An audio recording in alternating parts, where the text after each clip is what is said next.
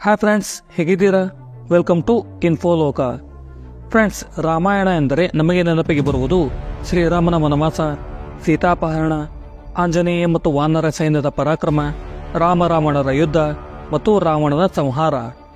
ರಾಮಾಯಣದಲ್ಲಿ ಬರುವ ಈ ಎಲ್ಲ ಪ್ರಮುಖ ಘಟನೆಗಳು ಮತ್ತು ಮುಖ್ಯ ಕಥೆಗಳ ಬಗ್ಗೆ ಎಲ್ಲರಿಗೂ ಗೊತ್ತಿದೆ. ಆದರೂ ರಾಮಾಯಣದಲ್ಲಿ ಬರುವ ಕೆಲವು ಸಂಗತಿಗಳು ಬಹಳಷ್ಟು ಜನರಿಗೆ ಗೊತ್ತಿಲ್ಲ. ಅಂತಹ ಕೆಲವು ರಾಮಾಯಣದ ವಿಶೇಷ ಸಂಗತಿಗಳನ್ನ ಈ ವಿಡಿಯೋದಲ್ಲಿ ನೋಡೋಣ ಬನ್ನಿ. ರಾಮಾಯಣದಲ್ಲಿ 24,000 ಶ್ಲೋಕಗಳಿವೆ ಮತ್ತು ಗಾಯತ್ರಿ ಮಂತ್ರದಲ್ಲಿ 24 ಅಕ್ಷರಗಳಿವೆ. ರಾಮಾಯಣದ ಪ್ರತಿ 1,000 ಶ್ಲೋಕಗಳ ನಂತರ ಬರುವಂತಹ ಮೊದಲ ಅಕ್ಷರ ಗಾಯತ್ರಿ ಮಂತ್ರದ ಅಕ್ಷರವಾಗಿರುತ್ತದೆ. ಹೀಗೆ 24,000 ಶ್ಲೋಕಗಳಲ್ಲಿ ಗಾಯತ್ರಿ ಮಂತ್ರದ 24 ಅಕ್ಷರಗಳು ಇರುತ್ತವೆ. ಶ್ರೀಕೃಷ್ಣ 16 ಕಲಾ ಸಂಪನ್ನನಾಗಿದ್ದ, ಅಂದರೆ ಅದು ವಿಷ್ಣುವಿನ ಸಂಪೂರ್ಣ ಅವತಾರವಾಗಿತ್ತು.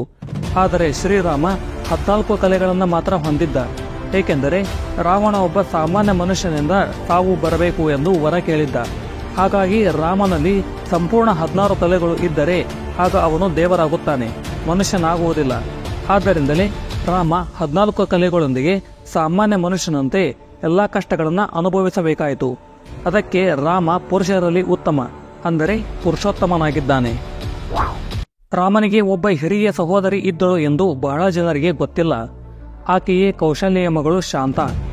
ರಾಮ ಜನಿಸುವುದಕ್ಕೂ ಮೊದಲು ಹಲವು ವರ್ಷಗಳ ಹಿಂದೆ ಒಮ್ಮೆ ಅಂಗದೇಶದ ರಾಜ ಕೋಂಪದ ಮತ್ತು ಅವನ ರಾಣಿ ವರ್ಷಿಣಿ ಅಯೋಧ್ಯೆಗೆ ಬಂದಿದ್ದರು. ಅವರಿಗೆ ಮಕ್ಕಳಿಲ್ಲ ಎಂದು ತಿಳಿದು ದಶರಥ ತನ್ನ ಮಗಳಾದ ಶಾಂತಾಳನ್ನ ಅವರಿಗೆ ಕೊಟ್ಟುಬಿಟ್ಟ.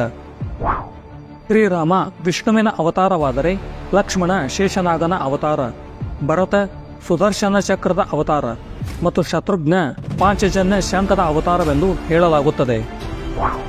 ವನವಾಸದ ಸಮಯದಲ್ಲಿ ರಾಮ ಮತ್ತು ಸೀತೆಯರನ್ನ ರಕ್ಷಣೆ ಮಾಡಲು ಲಕ್ಷ್ಮಣ 14 ವರ್ಷಗಳವರೆಗೆ ನಿದ್ರಿಸದೆ ಎಚ್ಚರವಾಗಿದ್ದು ಕಾವಲು ಕಾಯ್ದಿದ್ದ. ಅದಕ್ಕೆ ಲಕ್ಷ್ಮಣನಿಗೆ ಗುಡಾಕೇಶ ಎಂಬ ಹೆಸರು ಬಂದಿದೆ.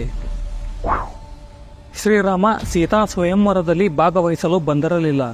ಬದಲಿಗೆ ಅವನು ವಿಶ್ವಾಮಿತ್ರರ ಜೊತೆಗೆ ಜನಕರಾಜನ ಅರಮನೆಯಲ್ಲಿದ್ದಂತಹ ಶಿವಧನಸ್ಸನ್ನ ನೋಡಲು ಬಂದಿದ್ದ. ಆ ಧನಸ್ಸಿನ ಹೆಸರು ಪಿನಾಕ. ಆದರೆ ಅದೇ ಶಿವಧನಸ್ಸನ್ನ ಮುರಿದು ಸೀತೆಯ ಜೊತೆಗೆ ರಾಮನ ವಿವಾಹ ಆಯಿತು. ವನವಾಸದ ಸಂದರ್ಭದಲ್ಲಿ ಸೀತಾಮಾತೆಯ ರಕ್ಷಣೆಗಾಗಿ ಹಾಕಿದಂತಹ ಲಕ್ಷ್ಮಣ ರೇಖೆಯ ಪ್ರಸಂಗದ ಬಗ್ಗೆ ಮೂಲ ವಾಲ್ಮೀಕಿ ರಾಮಾಯಣದಲ್ಲಿ ಉಲ್ಲೇಖವಾಗಿಲ್ಲ. ವಾನರ ಸೇನೆಯು 100 ಯೋಜನೆಗಳ ಉದ್ದವಾದ ಶ್ರೀರಾಮ ಸೇತುವನ್ನ ಕೇವಲ 5 ದಿನಗಳಲ್ಲಿ ನಿರ್ಮಾಣ ಮಾಡಿತು.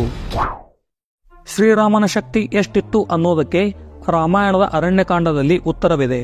ಅದೇನೆಂದರೆ, ಶೂರ್ಪನಖಿಯ ಆದೇಶದ ಮೇಲೆ ಕರ ಮತ್ತು ದೂಷಣ ಎಂಬ ದೈತ್ಯರು 14,000 ರಾಕ್ಷಸ ಸೈನ್ಯದೊಡನೆ ರಾಮನ ಮೇಲೆ ಆಕ್ರಮಣ ಮಾಡಿದರು. ಶ್ರೀರಾಮ ಕೇವಲ 72 ಗಂಟೆಗಳಲ್ಲಿ ಎಲ್ಲಾ ರಾಕ್ಷಸರನ್ನ ಸಂಹಾರ ಮಾಡಿಬಿಟ್ಟ. ಕೆಲವು ರಾಮಾಯಣಗಳ ಪ್ರಕಾರ ರಾವಣ ಅಪಹರಿಸಿದ್ದು ಮಾಯಾ ಸೀತೆಯನ್ನ. ಅಗ್ನಿ ಪರೀಕ್ಷೆ ಎದುರಿಸಿ ಹೊರಬಂದ ಸೀತೆಯೇ ನಿಜವಾದ ಸೀತೆಯಾಗಿದ್ದಳು. ತನ್ನ 27ನೇ ವಯಸ್ಸಿನಲ್ಲಿ ಶ್ರೀರಾಮ ವನವಾಸಕ್ಕೆ ಹೋದ. 14 ವರ್ಷಗಳ ನಂತರ, ಅಂದರೆ 41ನೇ ವಯಸ್ಸಿನಲ್ಲಿ ರಾಮನಿಗೆ ಪಟ್ಟಾಭಿಷೇಕವಾಯಿತು. ಶ್ರೀರಾಮ 11,000 ವರ್ಷಗಳವರೆಗೆ ಆಳ್ವಿಕೆ ನಡೆಸಿದ್ದ ಎಂದು ಹೇಳಲಾಗುತ್ತದೆ. ಇದನ್ನು ನಂಬುವುದು ಕಷ್ಟ. ಆದರೆ ಇದಕ್ಕೆ ಮಹಾಭಾರತದ ಒಂದು ಶ್ಲೋಕದಲ್ಲಿ ಉತ್ತರವಿದೆ.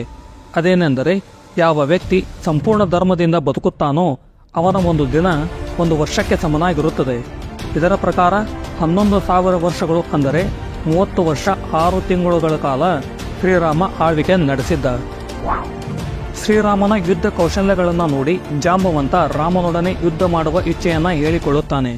ಆದರೆ ರಾಮ ಅದಕ್ಕೆ ನಿರಾಕರಿಸಿ ತನ್ನ ಮುಂದಿನ ಅವತಾರದಲ್ಲಿ ಯುದ್ಧ ಮಾಡುತ್ತೇನೆ ಅಂತ ಹೇಳುತ್ತಾನೆ. ಮುಂದೆ ಶಮಂತಕ ಮಣಿಗಾಗಿ ಶ್ರೀಕೃಷ್ಣ ಮತ್ತು ಜಾಂಬವಂತರ ನಡುವೆ ಯುದ್ಧ ಆಗುತ್ತೆ. ಆಗ ಶ್ರೀಕೃಷ್ಣನೇ ಶ್ರೀರಾಮ ಅಂತ ಜಾಂಬವಂತನಿಗೆ ತಿಳಿದು ಅವನು ತನ್ನ ಮಗಳಾದ ಜಾಂಬವತಿಯನ್ನ ಶ್ರೀಕೃಷ್ಣನೊಂದಿಗೆ ಮದುವೆ ಮಾಡಿಕೊಡುತ್ತಾನೆ. ಓಕೆ ಫ್ರೆಂಡ್ಸ್, ಈ ವಿಡಿಯೋ ನಿಮಗೆ ಇಷ್ಟವಾದರೆ ಲೈಕ್ ಮಾಡಿ, ಶೇರ್ ಮಾಡಿ ಮತ್ತು ನಮ್ಮ ಚಾನಲ್ ಅನ್ನು ಸಬ್ಸ್ಕ್ರೈಬ್ ಮಾಡಿ. Thank you.